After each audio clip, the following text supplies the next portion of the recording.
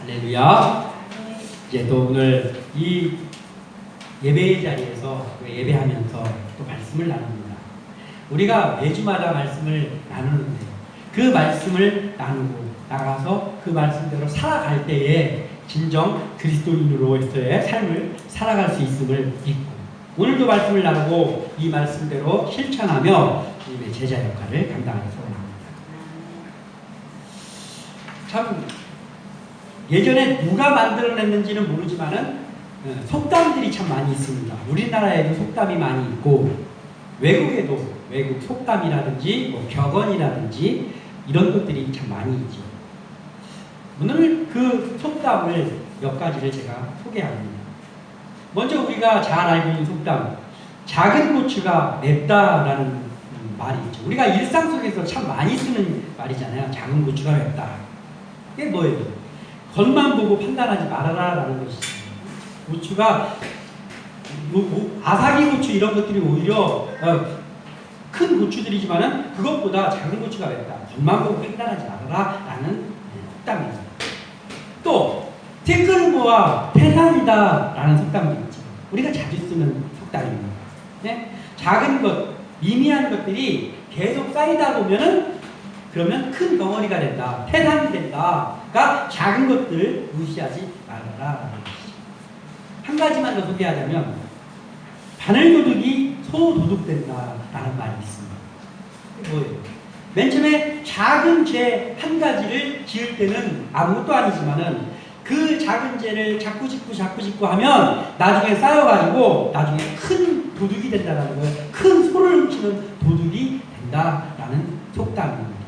네, 다 작은 것들이 별거 아니지만 그것을 무시하지 마라라는 그러한 메시지를 담고 있고 긍정적인 뜻도 가지고 있지만은 부정적인 뜻도 함께 가지고 있는 속담이기도 합니다. 자, 지금 제가 소개한 이 세 가지의 속담들을 종합해 보면은 생각나는 요소가 있습니다. 이게 뭐예요? 죄입니다.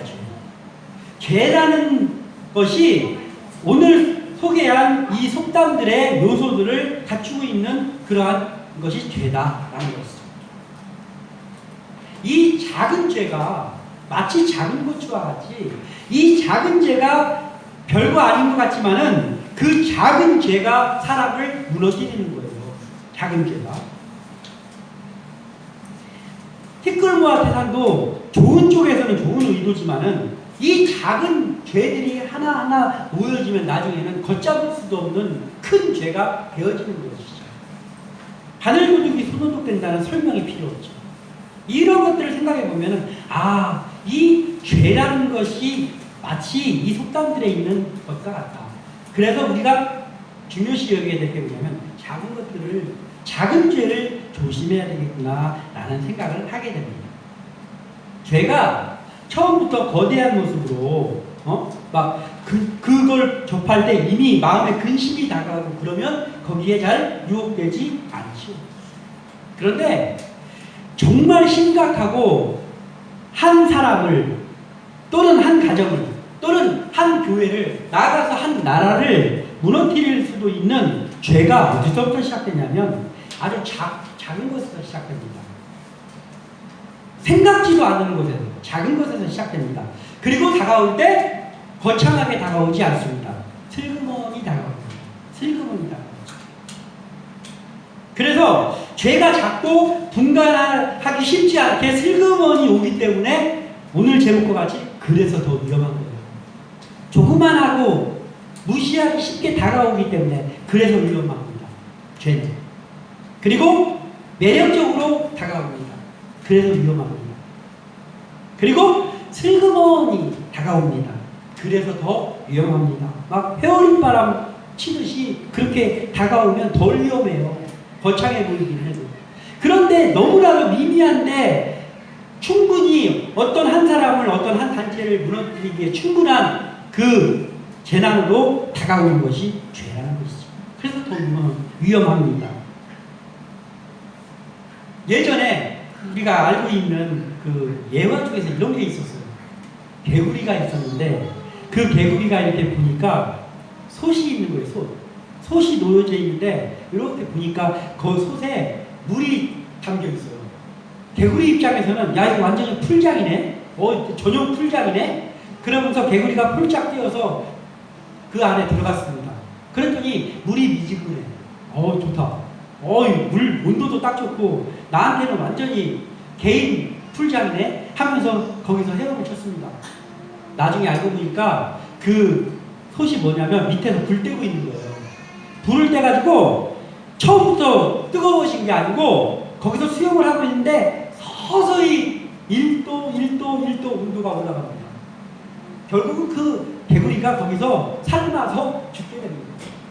슬그머니 배어 들어오니까 따뜻한데 하다가 나중에 삶아서 죽을 때까지 거기 있는 거예요. 마치 죄 같지 않습니까? 죄가 이렇습니다. 그래서 더 위험한 것이 죄다라는 것들을 생각하면서 오늘 우리가 말씀을 나누고 우리의 일상 속에서 우리를 유혹하기 쉬운, 우리가 빠져들기 쉬운 죄를 멀리하는 삶을 살 수 있기를 생각하고 그러한 하나님 앞에 죄와 멀리하는 삶을 살아가는 우리 모두 되시기를 소원합니다. 먼저 우리가 죄에 빠지지 않기 위해서 우리가 중요시 여겨야 될 것은 좋게 보이는 것만 주목하면 안 된다. 이런 거예요. 눈에 좋게 보이는 것에만 주목을 하면은 그 순간이 위험한 순간이다 라는 것을 우리가 알아야 됩니다. 자, 오늘 본문 짧은 한 절인데 본문의 배경은 계절상으로 봄철입니다. 봄이 얼마나 좋아요. 우리도 이제 조금 있으면 봄을 맞이하잖아요. 봄이 참 좋습니다. 추위도 다 물러가고 너무 덥지도 않고 춥지도 않고 모든 것들이 힘들었던 곳에서 싹이 돋기 시작하고 또 산에는 꽃이 피고 봄철이 참 좋잖아요. 예, 봄철이 참 좋아. 오늘 이 배경이 본문의 배경이 봄철입니다. 그리고 그 봄철에 포도나무에 꽃이 피는 시기입니다. 자, 꽃이 피면은 그 꽃이 지고 나면 그 자리에서 열매가 자라는 거잖아요. 그러니까 매우 평화롭고 그야말로 매우 좋게 보이는 시절의 이야기입니다. 그리고 그 포도나무, 꽃이 핀 포도나무에는 두 남녀가 있습니다. 술람미 여인과 솔로몬이죠. 사랑하는 두 남녀가 마음껏 재밌게 같이 있기만 해도 재밌어가지고 사랑을 속삭이고 있고 봄철이라 따뜻하고 햇빛이 따사롭고 포도나무에는 꽃이 피어가지고 그 꽃냄새가 진동을 하고 너무나도 좋게 보이는 그 시절입니다. 이때 좋게 보이는 것에만 주목하면 위험하다라는 것을 우리가 알아야 됩니다. 우리의 삶에도 이런 때가 있지 않습니까? 힘든 일들도 많이 다가오지만 간혹 우리가 살다 보면 우리의 앞길이 서서히 열리는 것 같고 무슨 일들이 쫙 풀리는 것 같고 그리고 뭔가가 나에게 성장이 있는 것 같고 그러한 순간들이 있습니다. 그 순간들이 매우 달콤하고 좋습니다. 그러나 우리가 같이 생각해야 될 것은 뭐냐면 그 순간이 위험도 같이 올 수 있는 순간이라는 것을 우리가 망각해서는 안 됩니다. 바로 이런 때 앞길이 열리기 시작하고 좋아 보이고 모든 것들이 탄탄대로와 같이 펼쳐지는 그때가 귀로의 순간이란 말이에요. 우리가 길 모퉁이에 서 있는 순간이 그때입니다. 그때 어떠한 자세를 가지고 서느냐에 따라서 우리의 갈림길이 전혀 다른 길로 갈라질 수 있다는 것이죠. 그리스도인인 우리가 이럴 때 좋게 보이는 그것만 시선을 두고 그것만 주목하면서 있으면 그러면 순간 닫히는 것이 신앙의 눈이 딱 닫혀버려요. 그러니까 좋아 보이는 것만 주목하면서 아이고 좋다, 아이고 이제 뭔가가 돼가네 라고 하는 거기에만 심취되어 있으면 그 순간 그리스도인에게 닫히는 한 가지가 있는데 바로 신앙의 눈은 그 순간 나도 모르는 사이에 닫혀버립니다. 그래서 좋은 것만 출세만 바라보는 거예요. 물질만 바라보는 거예요. 명예만 바라보는 거예요. 아니 때로는 물질과 권세와 명예 이것들만 바라보는 거예요. 좋게 보이니까. 그리고 나한테 조금만 손 뻗으면 닿을 것 같은 그런 순간에 그것만 바라보면서 있다 보면 진짜 그것만 보이는 거예요. 주위가 보이지 않습니다. 그 주위가 보이지 않는 게 뭐냐면 신앙의 눈이 닫힌 거예요. 이거 매우 조심해야 돼요. 오늘 술람미 여인은 솔로몬이 사랑하는 여인이었잖아요. 그런데 이 술람미 여인이 사랑하는 솔로몬에게 지금 말하는 것이 이 대목이에요. 우리를 위하여 여우 곧 포도원을 호는 작은 여우를 잡으라. 우리의 포도원에 꽃이 피었습니다.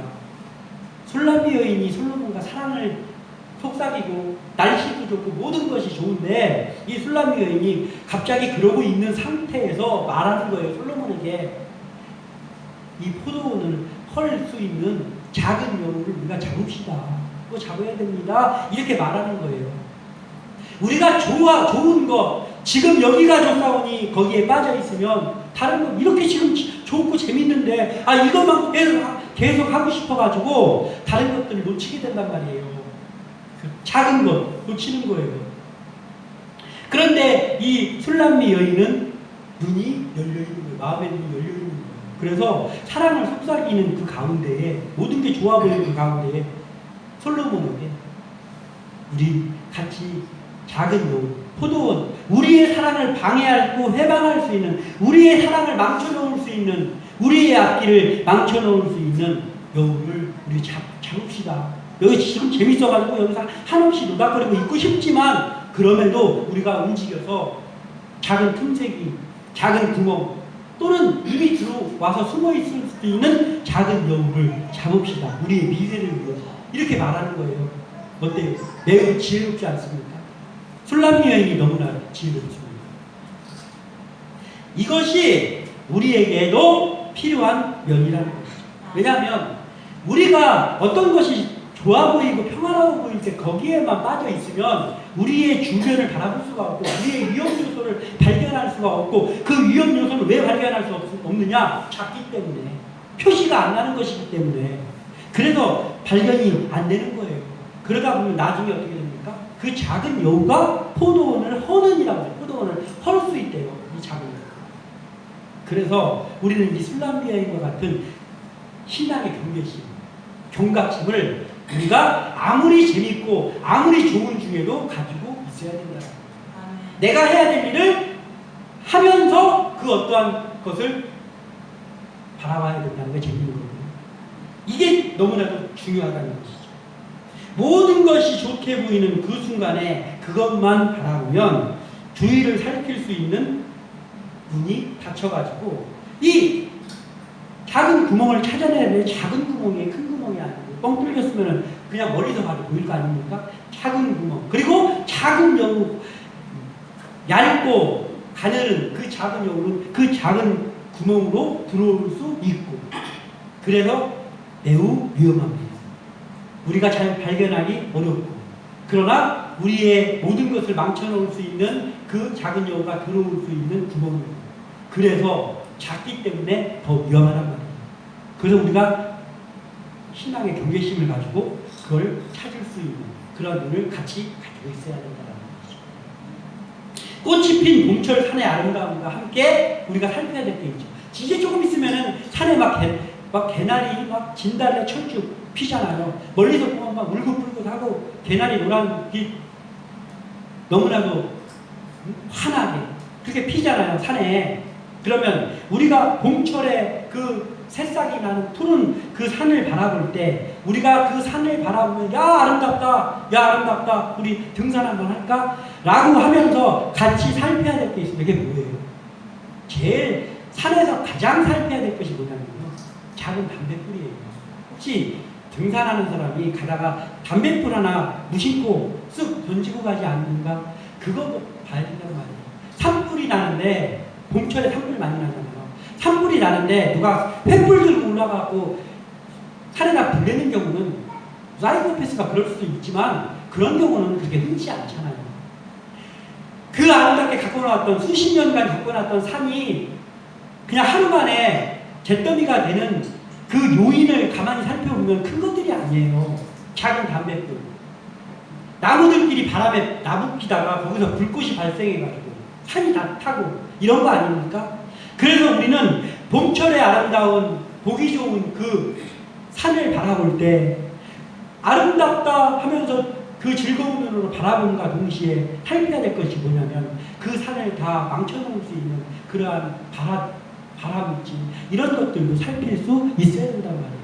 그래야 우리가 더 그 아름다운 것들을 오랫도록 볼 수 있지.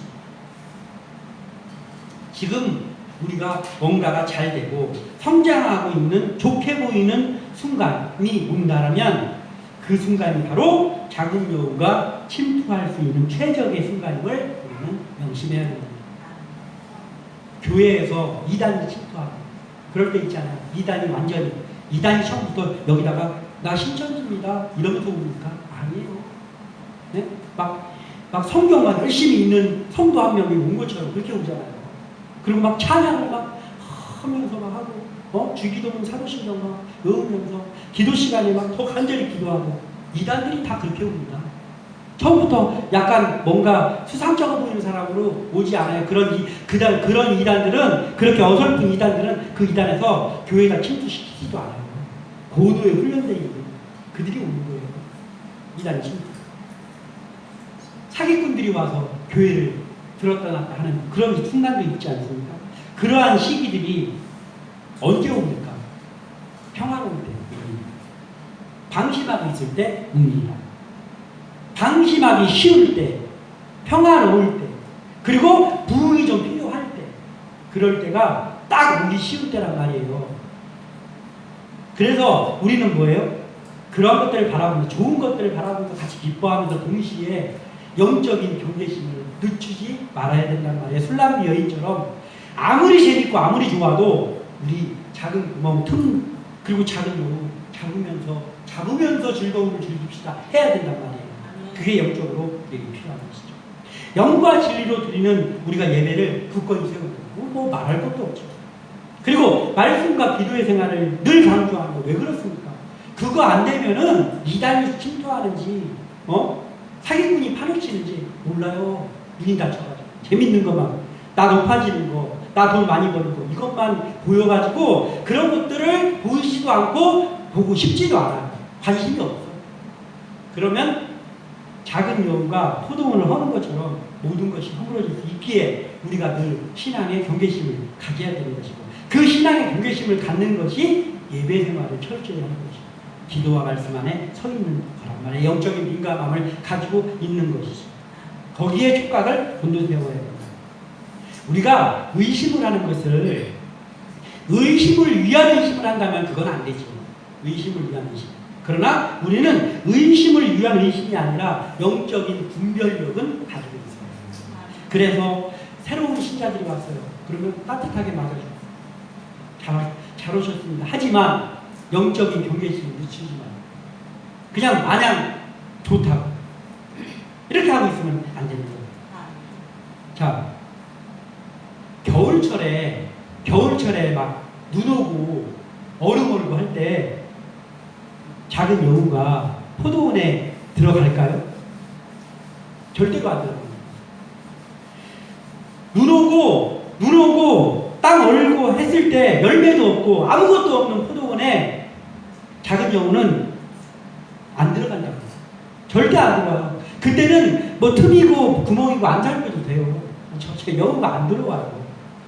즉 우리가 어떤 좋은 것도 없고 우리가 영적으로 침체되어 있고 그러면 사탄이 유혹도 안 한다고. 근데 언제? 먼저 먹을 게 있을 때 막 꽃도 피고 포도 열매도 맺을 거 하고 그때 들어온다고. 방심하기 쉬울 때 그때 들어온다. 그래서 우리는 작은 여우가 허물을 것이 있는 가장 우리의 눈에도 좋게 보이는 그때가 작은 여우가 들어올 시절이기 때문에 그래서 우리가 뭔가 잘 되고 있을 때는 항상 더 하나님 앞에 우리의 신앙의 옷깃을 여겨야 된다. 그것이 우리에게 필요하다. 좋게 보이는 것에만 집중하지 않는 그래서 우리가 위험을 대비할 수 있는 그러한 우리 교회 우리 한 사람 한 사람 되기를 소원합니다. 그리고 또 무엇입니까? 작은 죄를 주목하고 발견해야 된다는 거예요. 죄를 발견해야 됩니다. 죄를 발견해야 됩니다. 자, 이 어떤 고양이가 있었어요.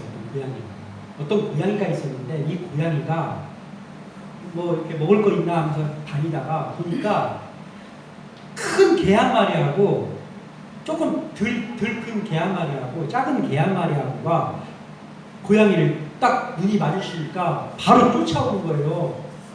바로 쫓아오니까 이 고양이가 막 도망을 가면서 야, 저 큰 개한테 한 방만 맞으면은 나 골로 가겠구나 하면서 그 큰 개가 무서워가지고 막 도망가는 거예요. 그러다가 어떤 틈새기로 도망을 갔어요. 그랬더니 큰 개가 그 틈이 작아가지고 못 쫓아와.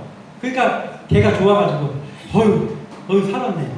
큰일 날 뻔했네. 그리고 안도의 한숨을 쉬고 있는 그 순간에 후다닥 하면서 뭐가 자기가 숨어있는 구멍으로 들어오는 걸 봤더니 작은 개가 그 틈으로 들어와서 완전히 도망도 못 가는 상황이 된 거예요. 이 고양이는 큰 개 그것만 경계했어요. 저 큰 개만 피하면 되겠구나 했는데 큰 개 피하고 났더니 알고 보니까 그 작은 개가 더 위험했어요. 작은 걔는 그 고양이가 들어갈 틈에 작은 개도 들어갈 수 있어가지고 거기까지 쫓아와가지고 고양이를 괴롭히는 거예요. 개도 마찬가지입니다. 처음부터 죄라는 것을 알 만큼 크게 무섭게 막 그렇게 유혹하고 그렇게 들어오면 우리가 위험에 빠질 확률이 좀 적어요. 왜냐하면 조심하고 있습니다. 처음부터 조심하고 있습니다. 그런데 작은 거, 생각지도 않은 거, 진짜 생각지도 않고 방심하고 있는 그 작은 죄가 짓기가 더 쉬워요. 이걸 우리는 알아야 되는 것이죠. 자, 우리가 신앙생활하면서 그러잖아요. 예배에 목숨 걸어라. 예배를 절대 빠지지 말아라. 말고 들으라. 그것을 얘기하잖아요. 자, 이게 왜 이 얘기를 계속합니까? 이게 그리스도인의 본분이잖아요. 그리스도인이요 하나님의 자녀라면 하나님을 예배하는 것에 목숨 거는 게 당연한 거잖아요. 당연한 거라서 그렇게 합니다. 그런데 우리가 신앙생활을 하다 보면은 이런 게 있어요. 사실 가만히 그 예배를 꼭 드려야 되는, 예배를 목숨 걸고 드려야 되는 우리 실생활에서 적용되는 한 가지가 있는데, 이래서 예배는 꼭 드려야 되겠구나 하는 이유가 있습니다. 실질적인 이유. 그게 뭐냐면 이런 거예요. 신앙인들이 가끔 하다 보면 타락할 때가 있잖아요. 신앙에 대해서 탈선할 때가 있잖아요. 그러면 신앙 생활하는 사람이 신앙에 대해서 탈선할 때 그 시작점이 있을 거 아니에요. 담배불 하나 때문에 산 타는 것처럼. 그 시작점 중에 가장 심각한 시작점이 언제일까요? 예배가 되기 싫어져. 예배가 되기 싫어져. 예배가 왜 이렇게 빨리 돌아오는 거야? 일주일이 왜 이렇게 빨리 돌아오는 거야? 지겨워 죽거든요. 바쁜데. 그래서 예배가 귀찮아요. 예배가 천천히 왔으면 좋겠다. 그러다가 어느 한 날 어떤 적절한 이유가 생겨. 그래서 그래 오늘은 이건 어쩔 수 없어. 이건 어쩔 수 없어. 내가 일부러 예배 가기 싫어서 그런 거 아니야. 하면서 예배를 한 번 빠지는 거예요. 그때 그 한 번. 그 한 번이 그 사람이 신앙에 타락하는 시작점이라고. 마치 산에서 버려진 담뱃불과 같이 그 반환점. 그것처럼 신앙이 타락하는 게 처음부터 막 타락하고 이런 게 아니고요. 예배가 시들시들해지고 예배 한 번 정당한 이유로 인해서 예배 한 번 빠지고 그럼 그때부터 작은 여우가 들어올 거예요. 그렇기 때문에 우리는 예배에 목숨 걸어야 된다라는 거예요. 거창한 걸로 신앙이 무너지지가 않아요. 예배 한 번, 그 마음 한 번, 이것 때문에 무너지기 때문입니다. 솔로몬과 술람미 여인이 너무 사랑해요. 그래서 오로지 서로만을 바라보고 주의를 살피지 못해. 만약에 그랬다면 술람미 여인이 솔로몬에게 우리 작은 여우를 잡읍시다. 그 얘기를 하지 못해. 너무 재밌어가지고 그러면 어떻게 됩니까? 그들은 얼마 있으면 포도원을 통째로 잃었겠죠. 통째로 잃어. 그런 거 좋은 것만 신경 쓰다가 자 포도원에 멧돼지나 아니면 무슨 큰 맹수 같은 게 들어와서 포도원을 망친다고 하면 그러면 그거 포도원지기가 그 내비 두겠습니까? 다 때려잡지. 절대 포도원이 망쳐질 일이 없어요. 근데 작은 여우이기 때문에 망쳐지는 거예요. 눈에 잘 띄지도 않고 조금만 방심하면 그냥 그 마속 막 밟고 돌아다니고 있는 걸 알 수가 없어. 사람을 속삭이면 있다. 그래서 위험한 거예요. 그래서 더 위험한 거예요.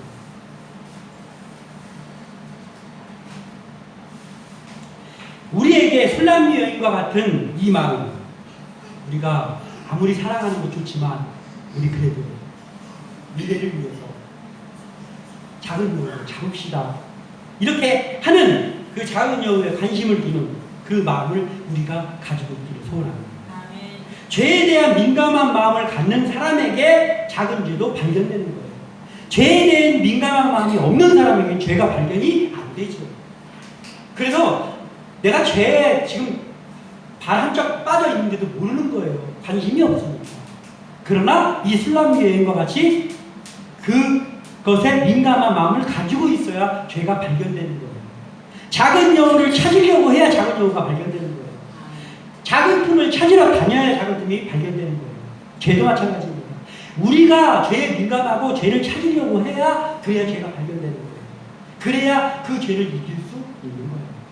그래서 성경은 우리에게 알려주고 있잖아요. 베드로전서 5장 8절. 근신하라 깨어라 너희 대적 마귀가 우는 사자같이 두루다니며 삼킬 자를 찾나니. 아멘. 근신하라 깨어라 이건 뭐예요? 경계심을 늦추지 말고 있어라 이 말이잖아요. 왜요? 대적 마귀가 우는 사자같이 그 작은 구멍 찾는 여우처럼 사방으로 돌아다닌다. 넘어뜨릴 자 없나 하고 돌아다닌다. 넘어뜨릴 자 1번이 뭐겠습니까? 경계심이 열려 있는 사람. 네? 좋은 것에 빠져 있는 사람. 찾을 생각 안 하는 사람. 그 사람에게 죄가 들어오는 거예요. 그래서 우리는 신앙으로 근신하고 깨어 있어야 합니다. 근신하고 신앙으로 근신하고 깨어 있는 게 뭐예요? 예배를 중요시 여기는 것이죠. 말씀과 기도에 민감한 것이죠. 하나님 앞에 늘 서 있는 거 아니에요, 그게. 예배 드리고 말씀과 기도가 하나님 앞에 늘 있는 거 아니에요. 하나님 앞에 늘 있는데 대적마귀가 어떻게 해야 합니까? 거기서 떨어져 있으니까. 응? 마치 맹수가 아무리 큰 코끼리라 할지라도 어른 코끼리하고 사자가 맞붙으면 코끼리가 이깁니다. 그런데 사자가 코끼리 새끼 잡아먹잖아요. 경계심 없이 혼자 따로 떨어져 있는 거. 그거 덮치잖아요. 우는 사자와 같이 두루 찾아다니는 대적 마귀도 그런단 말이에요. 그런데 하나님과 가까이 하고 있는 사람, 예배를 중시 여기고 기도와 말씀 안에 서 있는 사람은 마귀가 건드리지 못해요. 우리가 그런 사람이 되기를 소원합니다. 개가 침투할 수 있는 작은 구멍은 바로 그런 거예요. 예배를 중요시 여기지 않는 교인의 마음. 우리가 신앙인인데 예배를 중요시 여기지 아까 얘기한 것처럼 그러면 마귀가 무너뜨릴 구멍이죠. 또한 악한 요소에 대해서 민감하지 않은 목회자의 마음. 이게 작은 구멍입니다. 목회자가 수상한 사람이 들어오고 때에 따라서 이단이 침투하고 그러면 그걸 성도들이 잡아줍니까? 담임 목사가 잡아야죠. 응? 목사들이 잡아야죠. 그러면 어떻게 해야 돼요? 영적인 민감함으로 차 있어야죠. 목사 그냥 기쁨만 받으면 영적으로 충만한 게 아니잖아요. 깨어 있어야지 충만한 거죠. 그래서 목사가 해야 되는 게 말씀을 연구하고 기도하고 이걸 해야 되는 이유예요. 그래야지 그 분간할 수 있지. 그냥 재미에만 빠져 있으면 목사가 직책이 목사라고 그거 붙잡아낸단 말이에요. 이런 걸 우리가 알아야 되는 거죠. 또 영혼을 사랑하는 마음이 없는 신앙인의 마음, 이거 구멍이죠. 그래서 그리스도인은 영혼을 사랑하는 마음은 그냥 기본적으로 깔고 있어야 돼요. 그리스도인이라면 영혼을 사랑하는 마음이 있어야 돼요. 그게 없으면 작은 구멍입니다. 작은 영혼가 들어옵니다. 그러니까 마음이 중요한 거예요. 이것이 먼저 준비되어 있어야 합니다. 주의 일을 맡은 청직이라고 하면 그 주일의 곳간을 지켜야 되잖아요. 그러면은 지구멍 발견해야 되잖아요. 지구멍 가만히 앉아있는데 발견이 됩니까? 찾으러 당겨야 되잖아요. 그죠? 찾으러 당겨야 됩니다. 그래서 발견하고 그 곡식을 해할 수 있는 쥐를 할 수 있는 그 쥐를 잡아야 되잖아요. 그러면 어떻게 해요? 그 구멍을 발견하고 그 쥐를 잡으려면은 깨어서 계속 뭐 일해야 되는 거예요. 그래야 선한 청신입니다. 우리 기독교인도 마찬가지입니다. 우리 그리스도인들도 그러기 위해서 우리가 부지런히 깨어 분신해야 되는 거예요. 가만히 앉아있으면 안 되는 것이죠. 이러한 것들에 실패를 하게 되면, 이 죄를 발견하는 일에 실패를 하게 되면 급기야는 모든 것을 잃게 되는 거예요. 그래서 우리는 죄를 주목하고 죄를 발견하는 일에 항상 깨어서 부지런해야 된다. 이것을 우리가 명심하기를 소원합니다. 그리고 마지막 한 가지는, 자, 죄를 발견했습니다. 그러면 이 죄를 찾아냈을 때 어떻게 해야 됩니까? 즉시 제거해야 됩니다. 죄를 발견했다면 죄는 제거해야 돼요. 그런데 제거를 어떻게 해? 즉시 제거. 내 마음에 죄가 발견되었어요. 막 경계하고 하나님하고 기도하고 했더니 나에게 작은 죄가 발견될 때가 있잖아요. 작은 죄가 발견돼요. 그러면 어떻게 해요? 지체하지 말고 회개해요. 지금은 사람들이 이목도 있고 하니까 내가 갑자기 성령께서 내가 저번에 했던 그 일이 마음에 걸려올 때가 있잖아요. 아, 이게 하나님이 좋아하지 않는 일을 내가 했구나 라는 것이 느껴질 때가 있잖아요. 우리가 살다 보면. 그러면 어떻게 해요? 아유, 지금 사람들이 있고 하니까 이따가 집에 가서 저녁 때 회개합니까? 아니에요. 그게 지금 생각났으면 하다못해 공중 화장실에 가서라도 회개해. 지금 해야 돼요. 지금 즉시. 그게 안 되면은 지금이 회개하지 않으면 나중에 회개할 것 같은데 깜빡이고 회개 안 하는 거예요. 그러면 죄가 해결이 되지가 않아요. 그래서 죄를 발견했다면은 즉시 회개해야 됩니다. 교회 공동체에서 죄가 발견되는 때가 있습니다. 우리 교회가 이렇게 하면 안 되는데 많은 것들이 발견됐으니까 그러면 그 죄의 요인을 즉시 제거해야 됩니다. 죄는 아무리 작은 것이라고 해도 확실하게 제거해야 되는 거예요. 그래서 데살로니가전서 5장 22절에 알려주시잖아요. 악은 어떠한 모양이라도 버리라. 악은 어떠한 모양이라도 버리라라는 말 속에 제가 이걸 찾으면서 제가 찾아보면서 악은 어떠한 모양이라도 버리다 이걸 생각하면서 드는 생각이에요. 이 속에 악은 어떠한 모양이라도 이게 뭐예요? 악이 여러 가지 모양으로 보인단 말이에요. 근데 다 흉악한 모양으로만 악이 보이지 않고 괜찮은 것 같은 모양, 좋게 보이는 모양으로도 보일 수 있다는 거예요. 그래서 악은 어떠한 모양으로 보더라도 버리라는 거예요. 경계심 없으면 이거 발견. 어떠한 일들을 우리가 주 안에서 하다 보면 그걸 해도 되는 것 같은 일이, 이거 하면 오히려 이득이 있을 것 같은 일들이 생겼어요. 그런데 우리가 기도 안 하면 그 발견 못하죠. 기도해보고 이거 하나님 이걸 이런 일이 있는데 어떻게 해야 됩니까? 기도했더니 이걸 하면 안 될 것 같은 응답을 주실 때가 있잖아요. 그런데 모양은 좋게 보이고 사람들도 참 좋대. 그게 다 좋대. 사람들도 해야 됩니까? 아니에요. 악은 어떠한 모양으로 와도 버리라. 그래서 필요한 게 말씀과 기도에 계속 편있는 게 그래서 필요한 거예요. 분간을 해야 됩니까? 그리고 분간이 되어졌다면은 즉시 지체하지 말고 해결해야 되는 거예요. 우리가 죄를 제거하는, 해결해야 되는 것을 두 글자로 회개라고 하잖아요. 즉시 회개해야 됩니다. 우리는 모든 일에 그리스도인이라면 사랑을 담은 마음과 너그럽고 덕스러운 마음, 포용하는 마음으로 살아야 되는 게 맞지요. 그런데 딱 한 가지, 죄에 대해서만큼은 다뤄야 돼요. 아무리 좋고 아무리 호인 법 없이도 살 수 있는, 아무리 내 호인으로 살아간다 할지라도 죄 앞에서는 안 됩니다. 해야 된다고 합니다.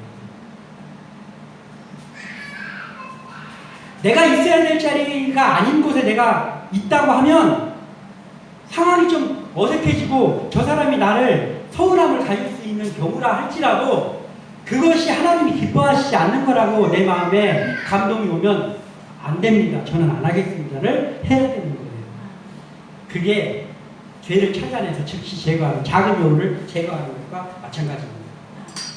죄의 요소를 제거하면 단호하지 못하면 후에 반드시 후하는 겁니다. 포도원을 전체로 잃게 되는 거예요. 마치 이런 거예요. 작은 여우라고 그랬잖아요. 막 다니다가 작은 여우를 잡았어요. 작은 여우를 딱 잡았는데 조그마한 쥐보다 조금 더 크네. 너무 예쁘게 생겼어요. 너무 개나쁘게 생겼어요. 작은 여우가. 그랬더니 아이고 귀여워, 아이고 귀여워, 아이고 이 귀여운 거 어떻게 제거해요? 아이고 내가 아무리 내가 모질지 못해. 아이고 이거 봐주자, 이거 봐주자 하면서 그래 너 여기 오지 마, 여기 오지 마, 다시는 오지 마, 큰일 나. 그러고서 나 작은 여우 귀엽다고 놔줬어요. 어떻게 될까요? 그 후에 그 포도원 통째로 잃습니다. 포도원 통째로 잃는 거예요. 죄는 아무리 그럴싸해 보이고 아무리 좋아 보이고 괜찮은 것 같아 이거 해도 그게 이미 내 마음속에 죄라는 것이 인지가 됐으면 그건 단호하게 끊어버려야 돼요. 그거 안 되면 나중에 나의 모든 것을 잃게 됩니다. 이거 우리가 알아야 돼요. 작고 귀여운 여우라고 놔주면 반드시 후에 그 놔준 포도원의 작은 여우 때문에 포도원 전체를 잃게 됩니다. 내 모든 것들을 잃게 되는 거예요. 우리의 삶의 현장에서 우리가 죄와 벗하지 않으면서 살아갈 수 있는 유일한 방법이 있어요. 유일한 방법이에요. 우리가 살아가는 가운데 죄와 벗하지 않고 살아갈 수 있는 방법이 유일하게 딱 한 가지밖에 없습니다. 뭘까요? 막상 물어보면은 그게 아는데도 제일 생각 안 날 때 있잖아요. 뭐냐면 주님과 동행이에요. 주님과 동행.